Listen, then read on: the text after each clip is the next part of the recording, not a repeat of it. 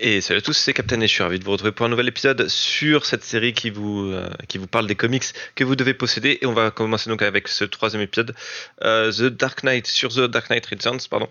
Alors, désolé pour la qualité de caméra, je sais pas ce que c'est ces cercles autour de moi. Je les ai vus au moment de lancer l'enregistrement, ça n'était pas la dernière fois, c'est exactement la même caméra. Je sais pas trop. Bon, c'est pas grave, après tout, c'est juste pour voir ma tronche qui est pas très importante. Au pire, vous pouvez juste réduire cette vidéo et puis juste passer en mode son. Donc, je vais vous parler de The Dark Knight Returns. Pourquoi vous devez le posséder? C'est probablement l'œuvre la plus marquante de The Dark Knight. Vous l'avez sans doute déjà vu passer. Mais il y a quand même quelques petits défauts dans ce livre qui est pas parmi les trois que je vous ai déjà présentés, c'est clairement celui que je préfère le moins et celui que j'ai pris le moins de plaisir à relire pour les besoins de cette vidéo. Donc je vais faire un petit topo quand même de l'histoire. Donc c'est écrit et dessiné par Frank Miller. J'ai pas regardé pardon qui était à la colorisation, j'en suis désolé.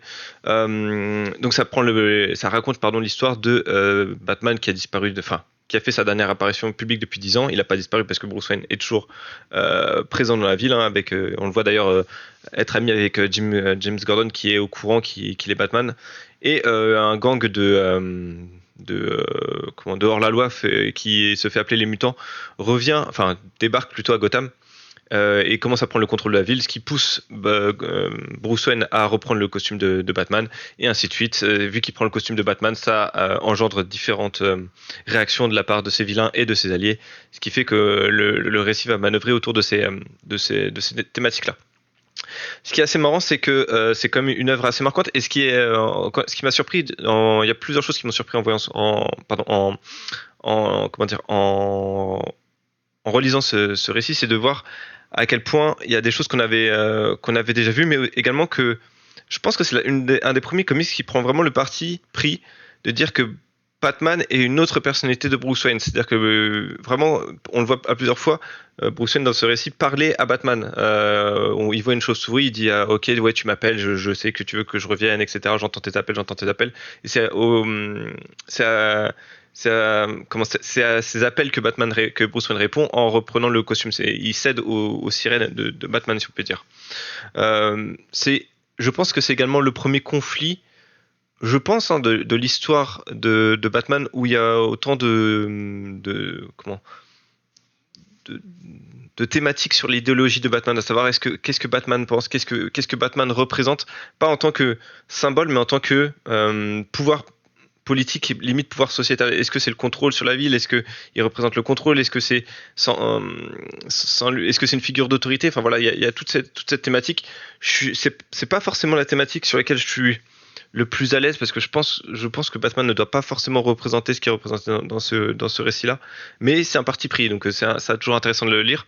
Et encore une fois, quand vous commencez votre collection de comics, ça peut être également un pilier, un point d'appui pour après vous permettre de dire ouais, en fait dans un autre comics vous pourrez dire bah en fait je préfère ce que Batman représente dans ce récit-là par rapport à The Dark Knight. Ça peut être un point d'appui, un point de départ ou un point de comparaison où vous pourrez vous dire oui, bon bah en fait effectivement, certes The Dark Knight Returns c'était logique et l'idéologie de Batman dans ce récit était logique, mais c'est pas pour autant qu'elle me plaît et c'est pas pour autant que c'est celle que je préfère, ce qui est mon cas. Je pense que il y a pas mal de personnages qui sont aujourd'hui assez, comment je pourrais dire ça, assez maltraités dans ce récit et qui a mal vieilli, mais j'y reviendrai un peu plus tard.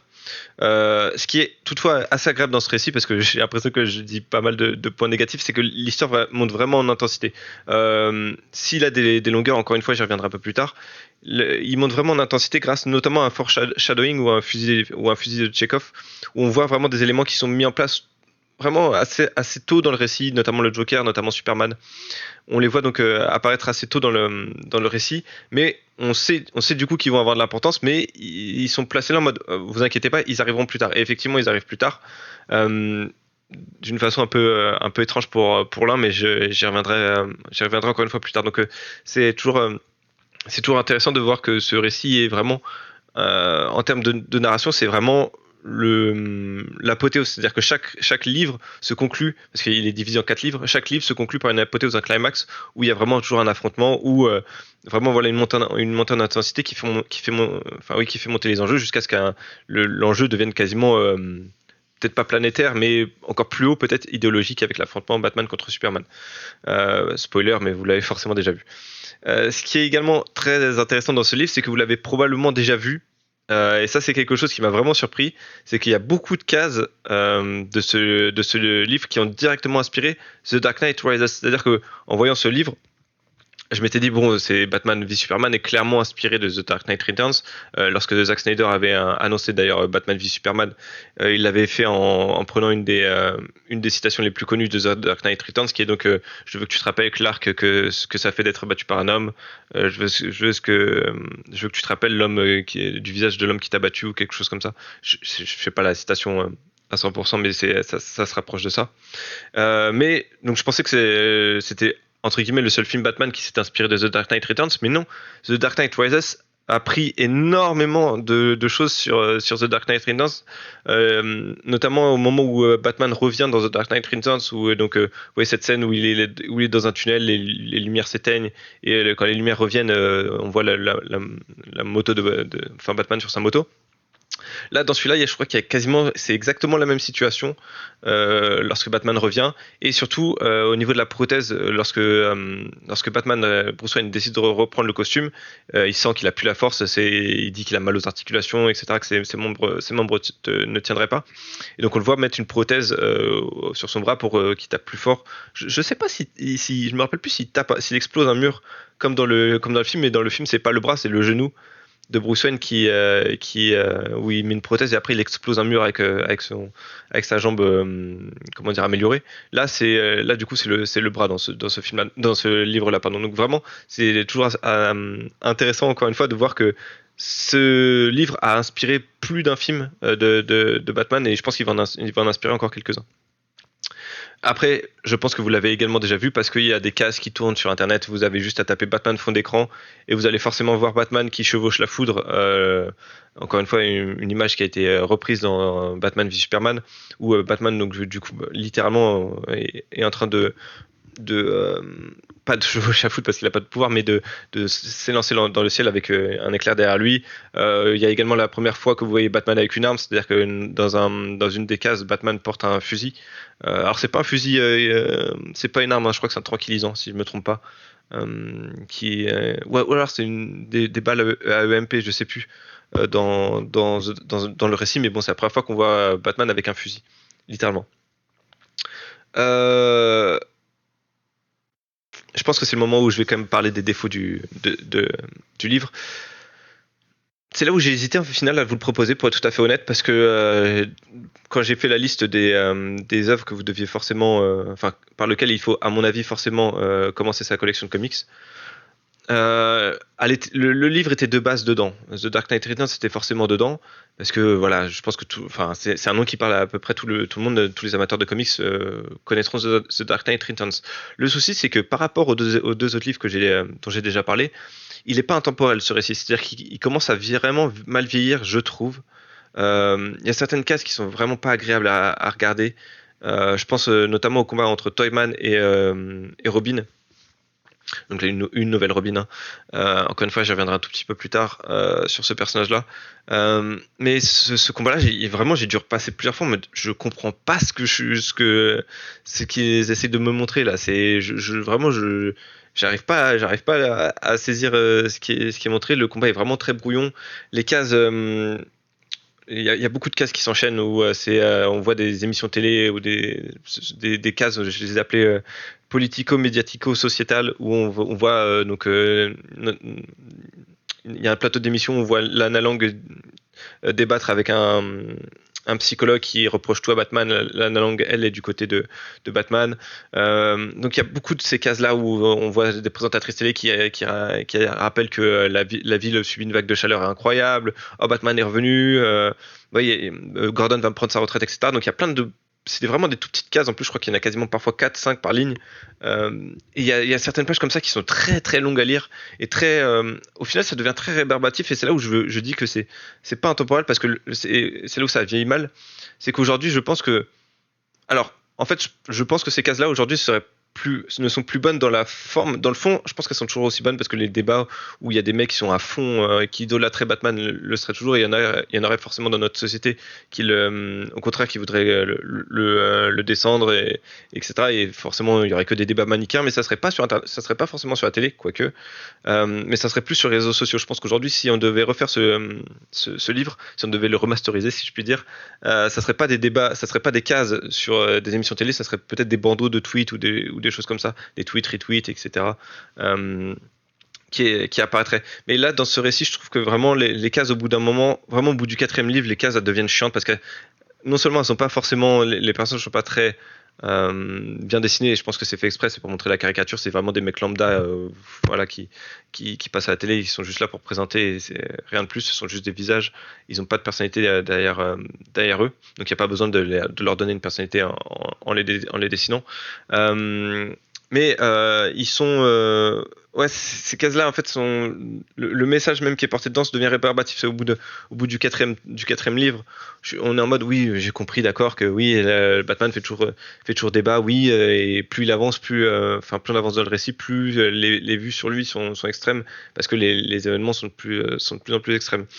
Autre problème également, c'est que le retour du Joker a pour le coup très mal vieilli parce que et là c'est un souci plus de l'époque, je dirais. Faut savoir que ce livre il a été fait, je crois, dans le milieu des années 80, si je me trompe pas.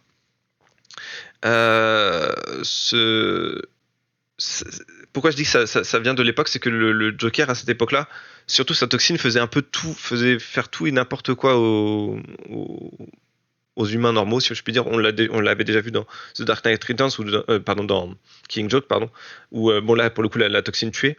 Là, de ce que j'ai compris, si je me trompe pas, c'est que la toxine manipule mentalement les gens pour les forcer à faire quelque chose.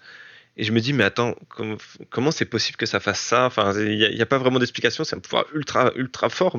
C'est même quasiment un des pouvoirs les plus forts. Donc Joker là deviendrait quasiment un super vilain, dans le sens où non seulement il sème le chaos partout, mais en plus il peut manipuler les gens mentalement juste en diffusant du gaz dans toute la ville, donc ça serait un peu n'importe quoi. Là où normalement le Joker, pour moi en tout cas, la toxine c'était pas du tout du contrôle mental, c'est au contraire du chaos. C'est-à-dire qu'il faisait sa toxine, et quand les gens la respiraient, ils devenaient soit fous, soit ils avaient une crise de fou rire qui menait à des problèmes cardiaques, respiratoires, etc. Là, non, dans ce livre, j'ai l'impression qu'il contrôle mentalement les gens qui ont respiré sa toxine, et j'ai trouvé ça vraiment bizarre. Le retour du Joker est vraiment très... Je pense que c'est le passage qui a le moins bien vieilli, honnêtement, du livre. Je pense qu'aujourd'hui, la vision du Joker qu'avait Frank Miller est un petit peu datée. Je pense que la relation entre le Joker et Batman est correcte, c'est-à-dire que l'un ne va pas sans l'autre. Donc du coup, quand Batman revient, le Joker revient, parce que jusque-là, le Joker était enfermé dans l'asile et était en train de littéralement décrépir, il devenait tout blanc, etc. Donc là, la relation entre le Joker et le Batman est bonne, mais le personnage de Joker en lui-même, je pense aujourd'hui, il est vraiment trop daté. C'est pas comme ça c'est pas ce qu'est devenu le Joker en fait, je pense.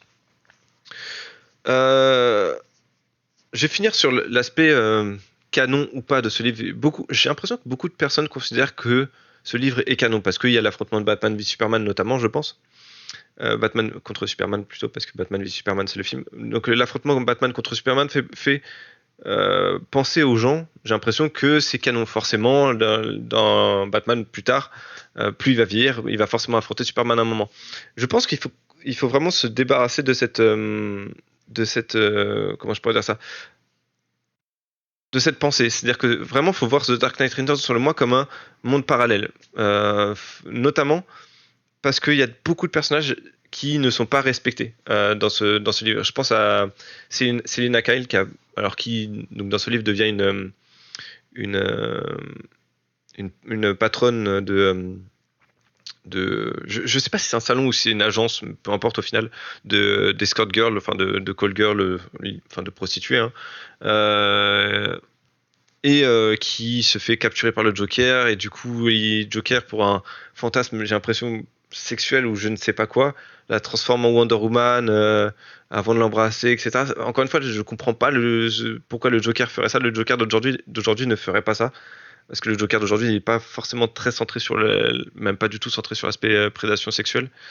Il il y a encore une fois, il y avait ça dans les années 80 avec The Killing Joke notamment, et donc ce livre-là, mais je pense que c'est une version qui est datée, et heureusement, du Joker. Donc ça fait que le personnage de Selina Kyle et donc du Joker n'est pas respecté.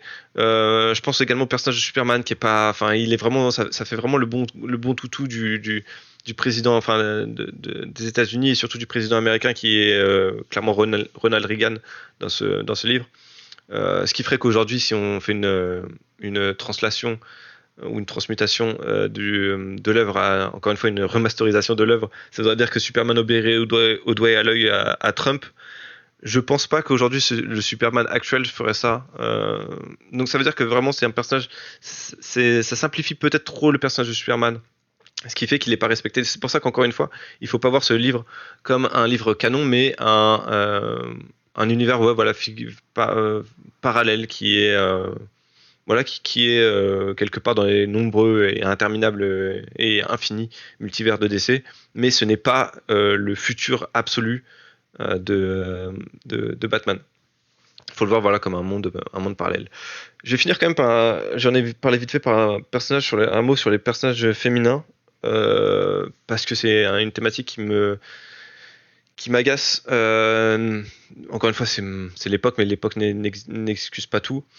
Donc, j'ai parlé de Selina Kyle qui est pas du tout respectée, qui est transformée en prostituée. Alors c'est pas elle la prostituée, mais bon, c'est tout comme, hein, vu comment le Joker la traite, c'est qu'il la traite, enfin voilà, comme une prostituée. En tout cas à ses yeux.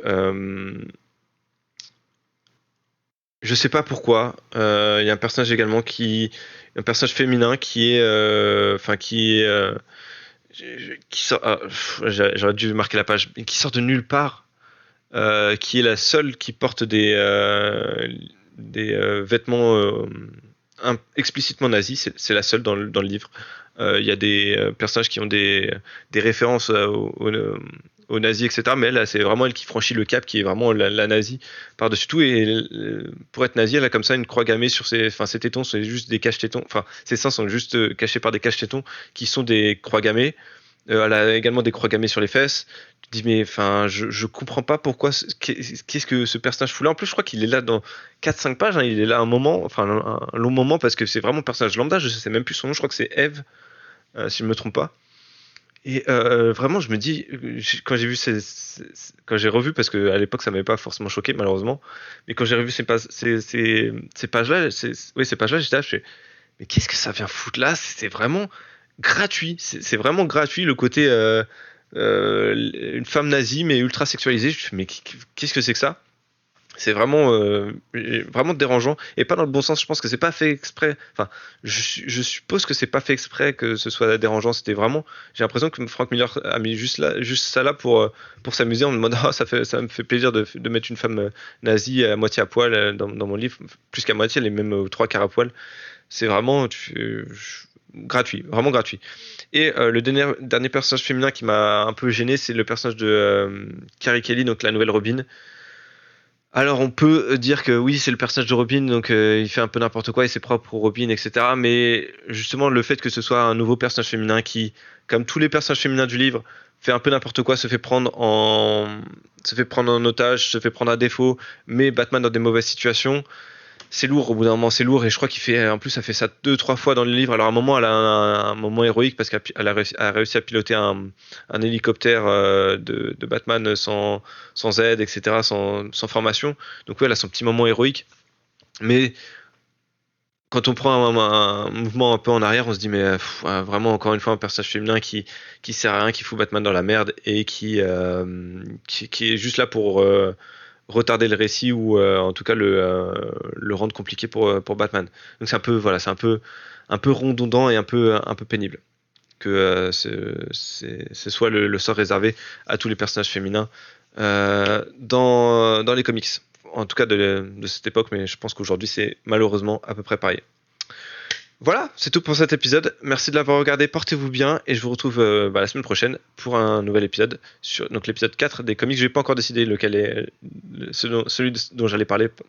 Donc voilà, ça sera la surprise. À bientôt.